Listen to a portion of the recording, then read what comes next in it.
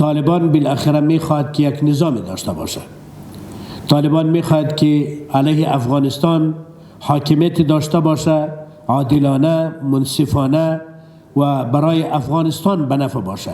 پس شاهد امروز تخریب، انفجار و انتحار و قتل و تدمیر پلها، پایه‌های برق، تعمیرات مرکزی در ولسوالی، بازارها نمی بودیم.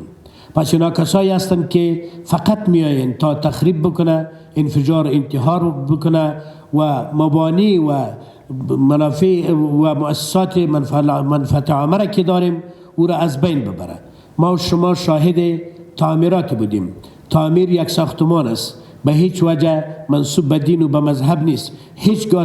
تعمیر کافر نمیشه، ولی ما میبینیم که اینها به خاطر چند روزی که بالای یک منطقه مسلط شوه و از خود اثرات کماکان بمانه که او تخریب و تدمیر و تشرد انسان هاست، چیز دیگری نیست. اگر ما میدانستیم که و میفهمیدیم که اینها به خاطر عدالت، به خاطر حاکمیت منصفانه در افغانستان هستند و کار میکند، شاید موقف ما دیگر می بود. ولی به صراحت میگیم که اینها بدون از اینکه تخریب داشته باشه، بدون از اینکه ویرانی داشته باشه، مانندش و مثالش این است که ما بالای کابل هم حاکمیت میکنیم، حاکمیتی که تمام تعمیرات و تمام آبادی که در افغانستان وجود داره باید به دست اینها منهدم شود تا اینها مثل دیگرانی که میگفت که باید تمام افغانستان منهدم بکنیم تا اثر جور بکنیم، اینها هم عین فلسفه ای داره. دی مکه معظمه پخار که دی مکه دی کعبه مشرفه ترڅنګ هلته یو کنفرانس جوړ سه چې خوشبختانه په افغانستان کې روانه جګړه د ټولو علماو لخوا نه، د افغانستان علما، د پاکستان علما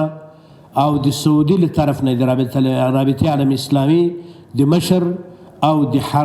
حرم مکی او د ټول مؤسسې د حرمین مشر او د حرم مکی امام او خطیب شیخ سدیس، هیئت کبار العلماء د سعودي او مختلفو نهادونو دغه جګړه ناروا، حرامه او بې ځایه وبلله. پیام ما به تحریک طالبانی است که اگر شما همه نهادها را متهم میکنین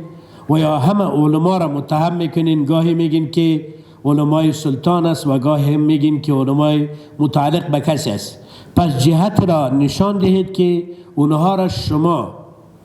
را مستقل میدانید تا ما با اونها صحبت کنیم. علمایی که در پهلوی تحریک دفتر طالبان در قطر هستند، دکتر احمد رسونی، دکتر علی قرداغی و دکتر یوسف قرضاوی، هم موقفشان واضح و برملا بود به این که این جنگ نارواست و قتل مسلمان بلکه قتل انسان مانندی است که تمام انسانیت را از بین برده باشیم. پژواک خبري اژانس د پیښو رښتینې هنداره